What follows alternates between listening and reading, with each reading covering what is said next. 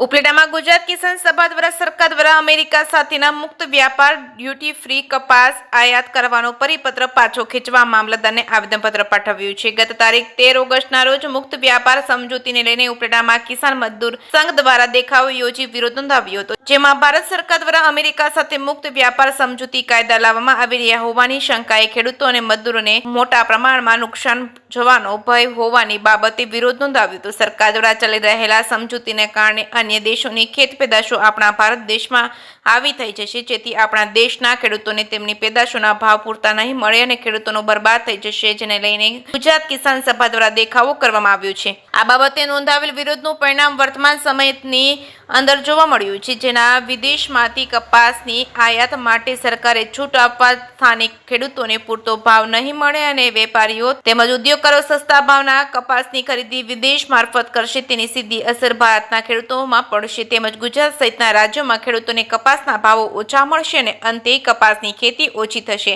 જેને લઈને આજરોજ ફરી ઉપલેટામાં ગુજરાત કિસાન સભા દ્વારા મામલતદારને આવેદનપત્ર પાઠવી સરકાર દ્વારા જાહેર કરેલા ડ્યુટી ફ્રી કપાસ આયાતનો પરિપત્ર પાછો ખેંચવા રજૂઆત કરાઈ છે। જે કેસમી ગુજરાતી સાથે અર્શી આહિર, ઉપલેટા। મારું નામ ડાયાભાઈ ગજેરા, ગુજરાત કિસાન સભાનો પ્રમુખ છું। કેન્દ્ર સરકારે તાજેતરમાં કપાસની આયાત ઉપરનો ટેરિફ અને એનો સેસ જે નાબૂદ કર્યો છે, તેને પરિણામે ખેડૂતોના અંદર બરબાદ થવાની એક ભીતિ ઊભી થઈ છે।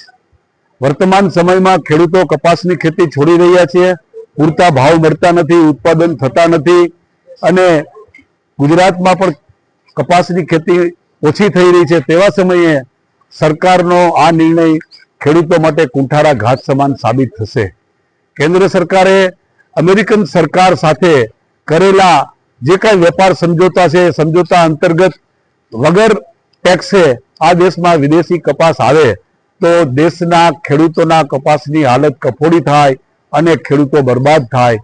આ વાત આજના રોજ અમે આવેદનપત્ર પાઠવી વડાપ્રધાન નરેન્દ્ર મોદીશ્રીને વિનંતી કરી છે કે તમારી સરકાર દ્વારા જે આ નિર્ણય છે એ તાત્કાલિક અસરથી પાછો ખેંચવો જોઈએ અને ખેડૂતોને એમએસપી ટેકાના ભાવની ગેરંટીનો કાયદો બનાવવો જોઈએ, જે ખેડૂતો વર્ષોથી માંગ કરી રહ્યા છે।